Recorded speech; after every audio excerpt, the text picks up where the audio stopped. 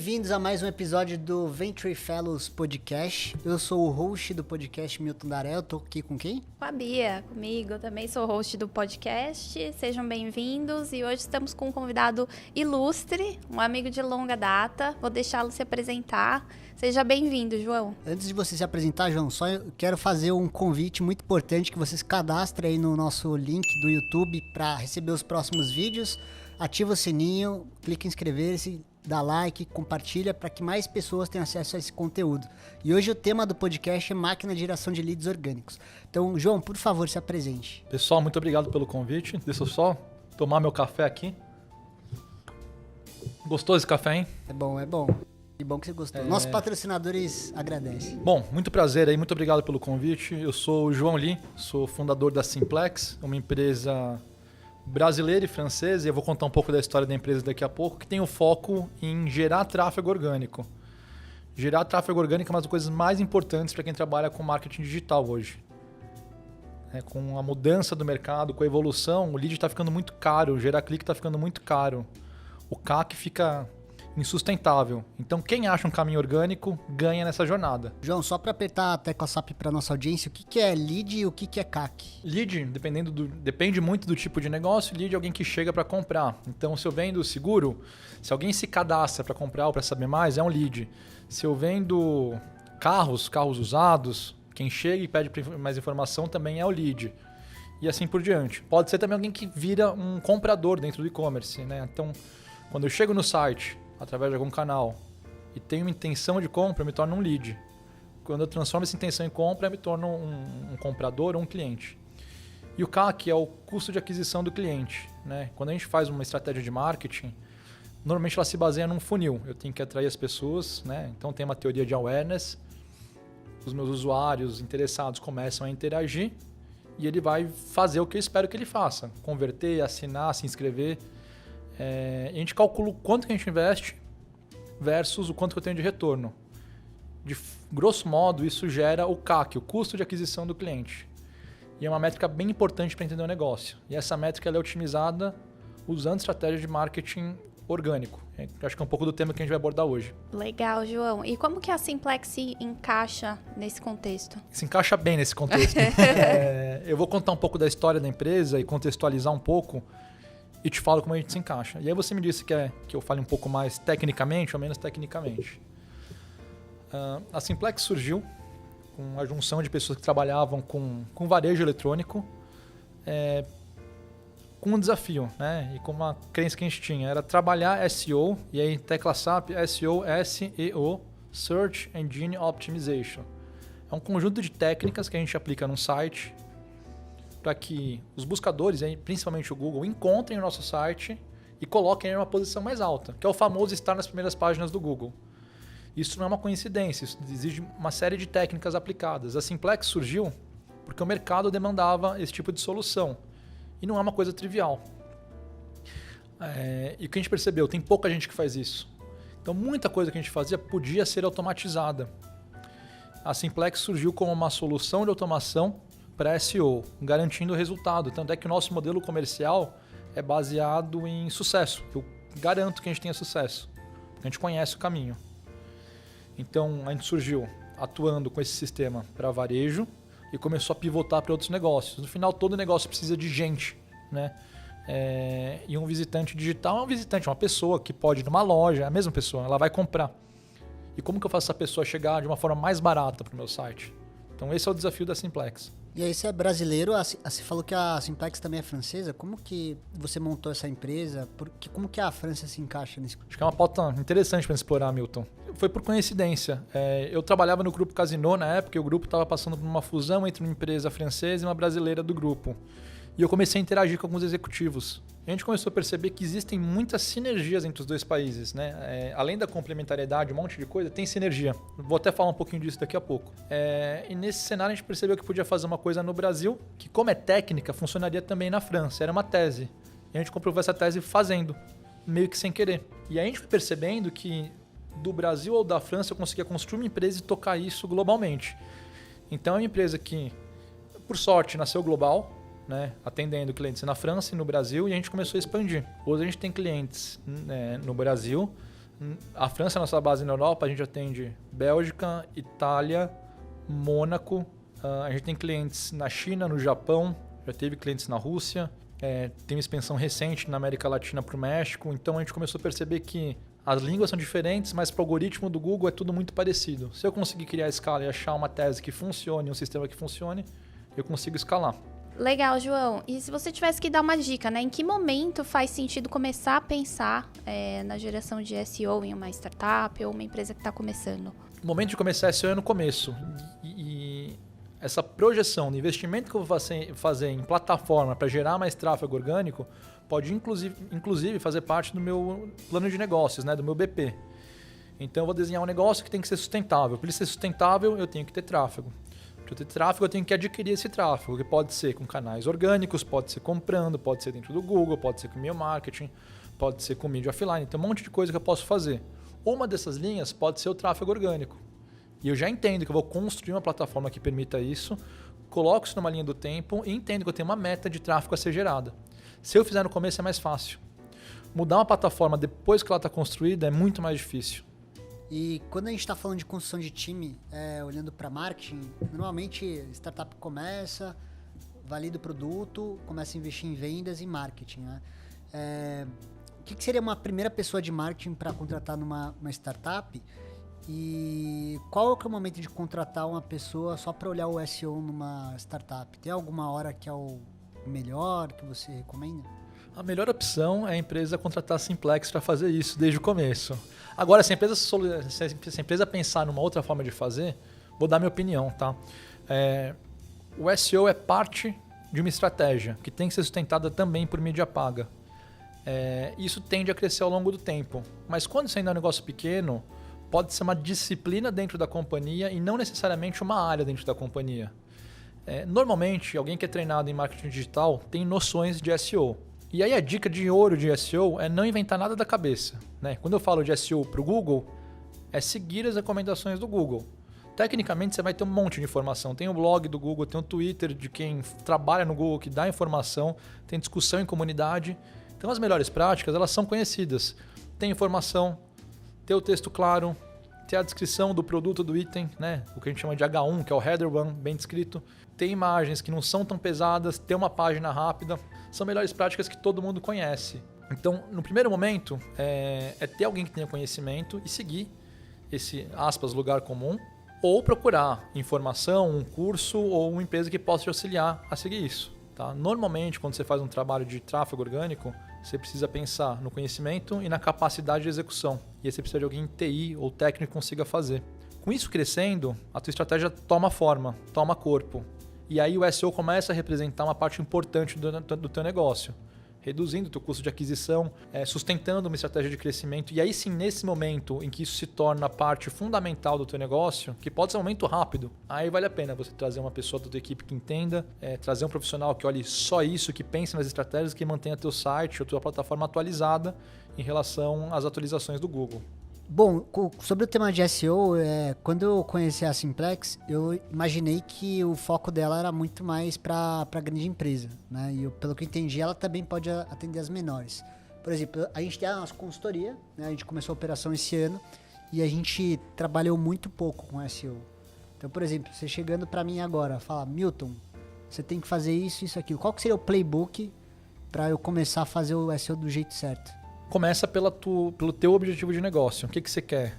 Qual que é o teu público? B2B? B2C? E depende. Porque tem uma falácia no pensamento de SEO. Né? Eu preciso ter muito tráfego? Cara, você não precisa ter muito tráfego, necessariamente. Se é um e-commerce, se eu quero vender produtos de massa, sim. Se eu quero comunicar um serviço de headhunting ou um serviço muito específico financeiro, eu tenho que ser muito assertivo para um público muito pequeno. E aí eu vou te contar a mágica do SEO, né? Quando a gente pensa em marketing tradicional, eu empurro a demanda, né? Então eu boto um banner, eu vou na TV, eu falo para muita gente que eu tenho agora um camelo. Então, eu tenho um camelo, estou vendendo esse camelo, compre esse camelo. E você fica passivo recebendo essa informação. A ferramenta de busca, o SEO, ele parte do pressuposto de que a reação é ativa, é o contrário. E eu não começo a minha comunicação de SEO no topo da jornada do meu cliente, eu começo na metade. Por quê? Diferente desse camelo que eu vou lá, a gente fala, pô, quer um camelinho aí? O SEO, eu tenho alguém que tomou uma decisão de entrar no sistema de busca, escrever alguma coisa e buscar uma informação sobre isso. Então, normalmente, eu já começo num ponto qualificado. Vou dar o exemplo de headhunting, que eu acho que conversa mais com a nossa realidade aqui do podcast. Eu quero contratar um CFO. E aí vamos pensar que a coisa mais simples que eu posso fazer é entrar no Google e escrever como contratar um CFO, ou quais são as maiores qualidades de um CFO, ou o que um CFO deve fazer, ou quanto ganha em média um CFO de uma empresa de tecnologia. Esse tipo de busca não vai ser feita por milhares de pessoas todos os dias, mas quem fizer essa busca tem interesse em ter a resposta. O teu momento é ter a capacidade de responder as perguntas certas e estar bem ranqueado para essas perguntas. Voltando para a tua pergunta, dando uma dica prática. Se você trabalhar com conteúdo, com blog, você pode ter um blog, pode ter referência sobre as buscas, imaginar o que a tua persona pode buscar ou procurar ferramentas de mercado que vão te dar uma informação. Que legal. Uma coisa que a gente tenta fazer bastante é nas redes sociais, né? Tentar se manter um pouco ativo. Isso também colabora? Seria algo que poderia ajudar? Pode ajudar sim, é uma estratégia um pouco diferente, mas dá um exemplo de redes sociais, né? Pensando em Google ainda. Eu vou fazer uma busca por uma marca, por um nome, por uma pessoa, por uma coisa. Se tiver um blog, que eu estou começando agora, ele não tem tanta relevância. Se eu escrevo um conteúdo, crio uma página dentro do Instagram, pode ser que o Google selecione uma página no Instagram, como muitas vezes acontece, ou um post seu no LinkedIn, e coloque lá em cima. É o teu site? Não, mas é o teu conteúdo. Então, tudo que você fizer de conteúdo, pensando no que o cliente ou o teu alvo está buscando, colabora. E é orgânico. Meio que um esquema de teia de aranha, né? Então, por exemplo, o maior cliente que a gente já teve na história veio justamente por geração de conteúdo no LinkedIn, né? Então a gente construiu uma história e por conta dessa história específica, uma fintech abordou a gente e foram mais de 60 desenvolvedores que a gente contratou para eles por conta de uma postagem no LinkedIn. Então o conteúdo realmente tem um impacto.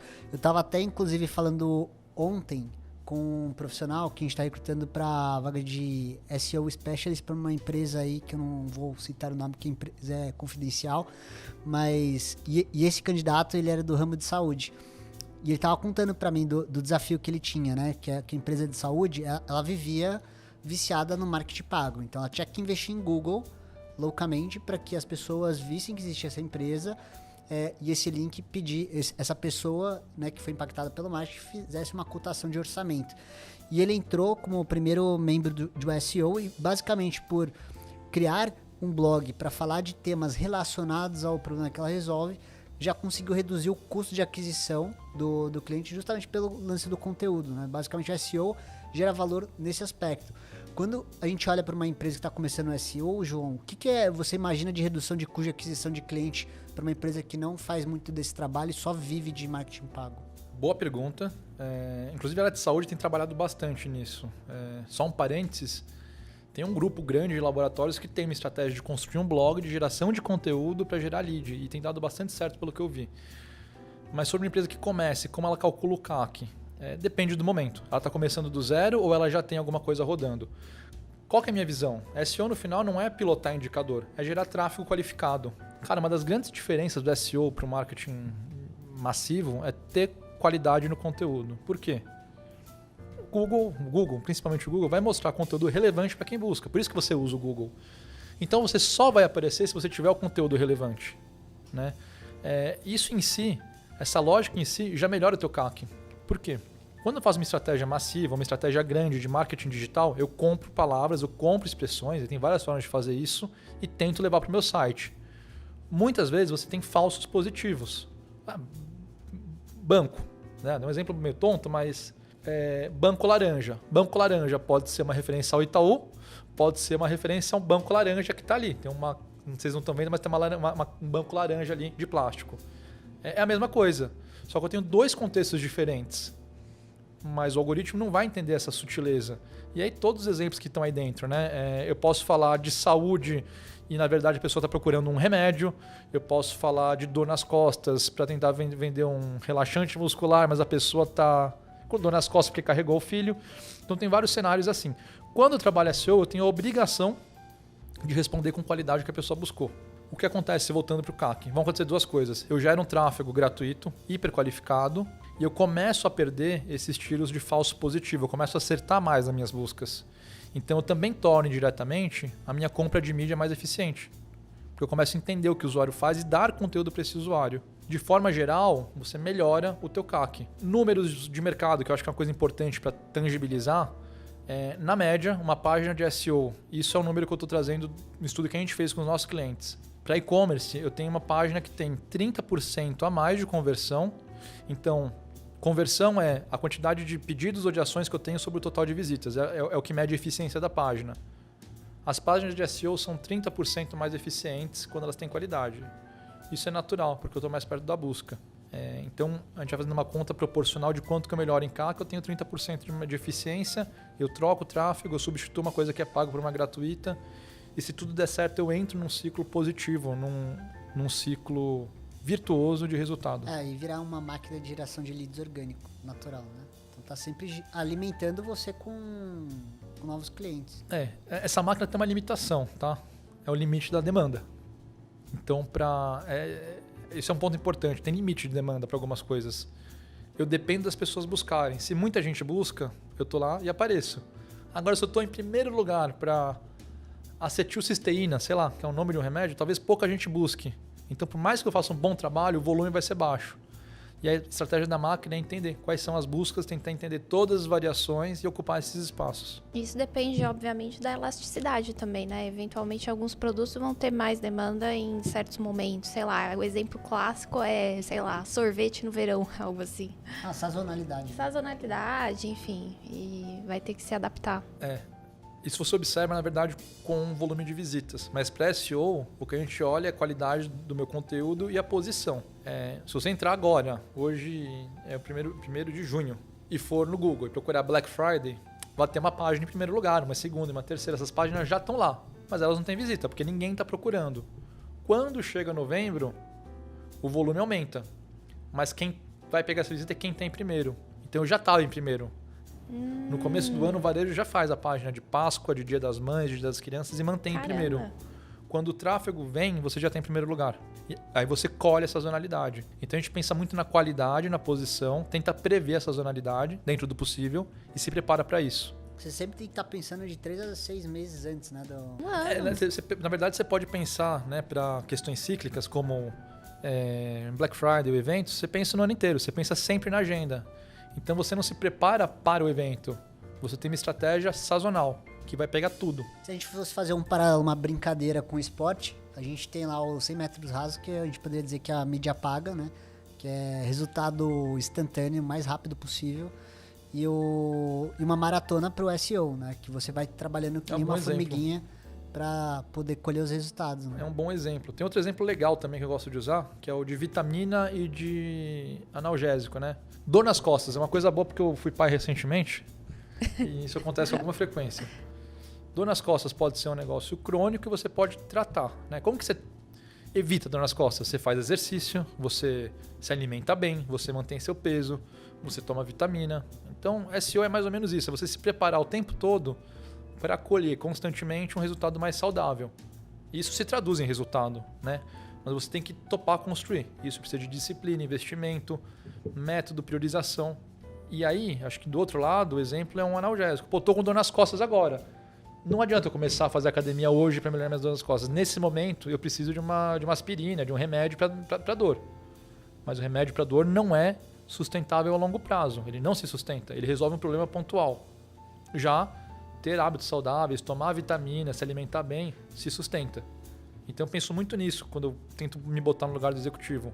O que eu quero construir, e aí acho que saudável tem muito a ver com CAC, e qual que é o meu problema agora. Eu posso ter dor agora, e o SEO não vai resolver a dor imediata. Tem outras ferramentas para isso. Mas quando eu olho o todo e quero ter resultado, é um caminho de construção. Quer mudar para contratação, time, gestão? Vamos falar de gestão de pessoas, contratar gente. João, a gente fala com diversas empresas todos os dias, várias startups, série Seed, série A, série B, várias jornadas de financiamento.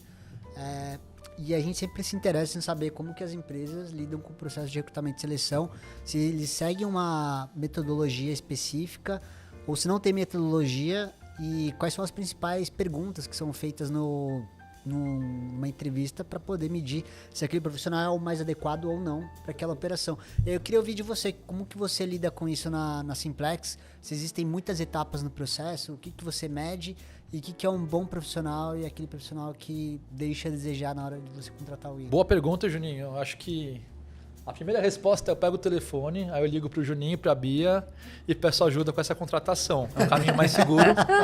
E a gente fala com um especialista que entende de fato de contratação, entende de SEO.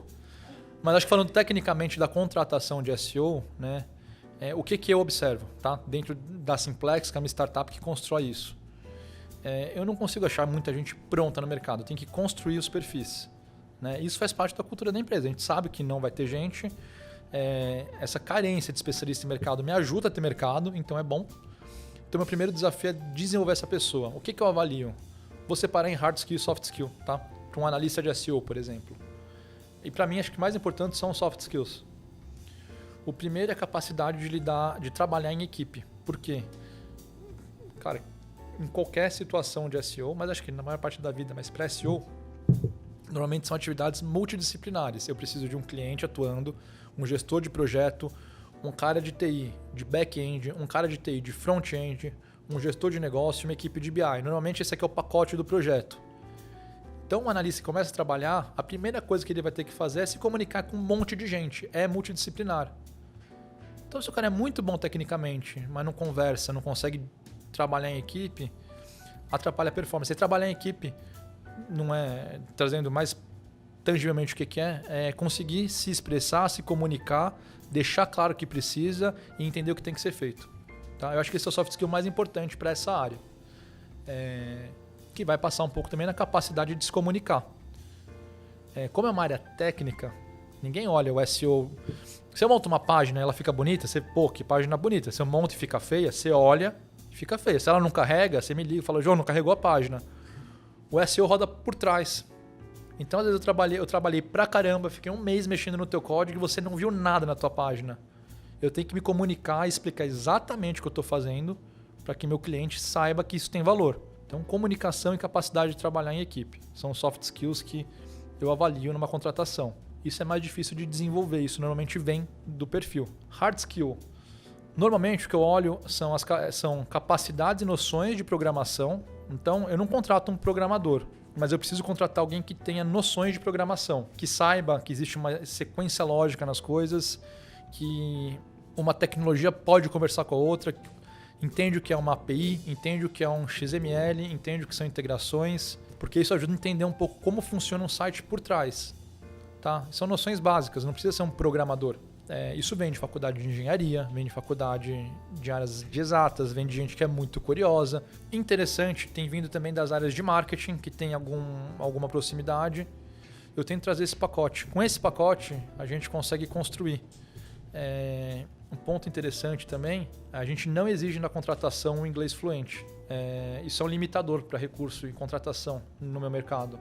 Parte dos documentos estão em português já, dá para usar muita coisa.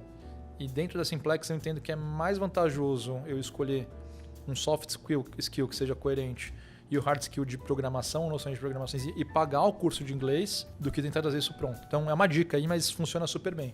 Legal, então nesse ponto da sazonalidade, se eu quisesse, por exemplo, aproveitar um material do ano passado ou até uma URL antiga, eu posso fazer isso? Boa pergunta, Bia. Sobre sazonalidade, vou dar um exemplo legal. Páscoa, por exemplo, Black Friday. Ou, para quem está falando de educação, Enem, vestibular. São coisas que acontecem quase na mesma data, né? A Páscoa mexe um pouquinho, mas com a mesma frequência. Se eu fizer uma página para cada ano, Páscoa 2022, Páscoa 2023, Páscoa 2024... eu vou perdendo a possibilidade de ter uma página forte. A ideia é que eu tenha uma página de Páscoa com a URL que você perguntou, Páscoa, ou qualquer coisa que se encaixe, e eu vou mexer em elementos dentro dessa página. Eu mexo no texto, eu mexo no title, eu coloco a data, eu mudo a descrição, mas o conteúdo dela tem que ser de Páscoa. Eu ganho mais fazendo uma página só e dando manutenção. SEO é um pouco disso, tá? Você não dá boom. Você cria estratégia, dá manutenção e tenta tornar isso cada vez mais eficiente. Você não vai saltar hoje para amanhã e triplicar o teu resultado. Você vai construir isso. Estamos caminhando então para o final do nosso episódio. João, a gente gosta sempre de pedir para os nossos convidados recomendarem um livro. Então, qual que seria aí a sua recomendação para um fundador de startup, alguém que está começando e que está pensando ali em olhar para essa parte de SEO? Olha, não tem muito a ver com startup. Eu não gosto muito de livro de startup, mas eu vou falar de duas coisas. Não vou falar de um só, senão eu fico falando muito. Teve um livro que eu reli recentemente que me fez refletir muito sobre o mundo que a gente vive e como tem vivido o mundo. E estava no Enem na minha época, mas a minha época faz bastante tempo. É do Eça de Queiroz, chama Cidades e a Serra. Ele fala sobre a dicotomia, a diferença de uma pessoa que vive em Paris, na cidade, com toda a tecnologia, e o contraste que surge quando ele vai para a serra, né, numa casa que ele herda e tudo mais. E é muito interessante entender que essa discussão de tecnologia e simplicidade, viver na tecnologia com conforto versus viver de verdade, ela é antiga. É um livro, imagino que tenha mais de 100 anos, né? E além de ser super bem escrito, o que me ajuda como referência para escrever um e-mail e para conversar, traz essa reflexão. É muito legal o livro e confesso que ficou muito mais legal depois que eu saí da escola, mas trouxe uma reflexão bem atual para mim. Como entretenimento é maravilhoso, como reflexão é muito legal.